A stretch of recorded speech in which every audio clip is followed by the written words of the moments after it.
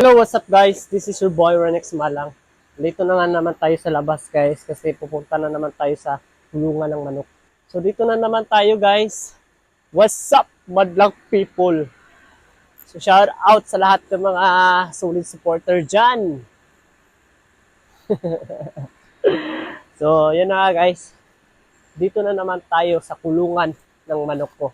Kasi may bago na namang namisa. May bagong, ano tawag dyan? May bago na naman akong inahing manok na may mga sisiw. So ito na nga guys, pasok na tayo sa kulungan ng manok ko. So ito yung bago kong mungaan guys na namisa. Napaka-cute.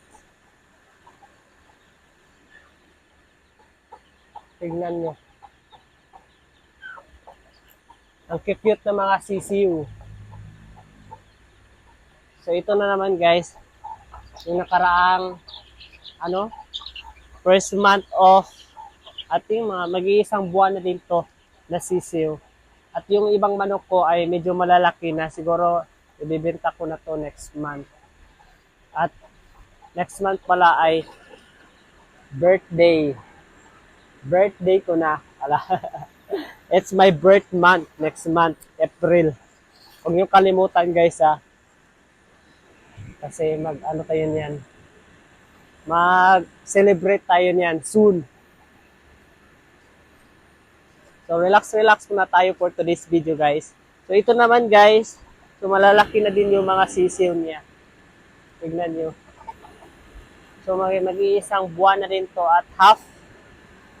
Kaya marami na tayong mga parating na mga manok. Kamusta kayo dyan lahat guys? So ito naman guys, tingnan nyo, malalaki na din. Sisiw pa to noon pero ngayon parang mabibenta na din siya. Pero bago lahat yan guys, may isi-share lang ako. Kunti, grabe. Grabe na talaga yung politics natin ngayon. Hindi na talaga masyadong maganda at marami na talagang nag-i-struggle. Lalong-lalo na ngayon sa ating former president noon na si President Duterte. Grabe talaga guys. Dinala na ngayon siya sa Netherlands. At sana okay lang. Let's pray guys na okay lang yung tatay natin. Kasi isa talaga siya sa pinakamagaling na presidente sa ating bansa noon. Kasi marami talaga siyang nagawa. Lalo na talaga sa akin noon nung nag-aaral pa ako. Kasi ginawa niya talagang free tuition. Shout out naman dyan sa mga naka-free tuition noon, nag-aaral pa. Grabe, laki talagang tulong siya sa akin kasi hindi na talaga nahihirapan yung magulang ko. Kasi ginawa niyang free tuition yung university noon. Kaya, grabe, laking tulong talaga siya sa akin. Marami din talaga siyang natulungan ng mga OFW. Kaya, grabe talaga si Tatay Duterte.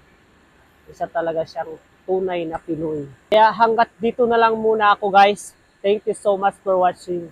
Babu!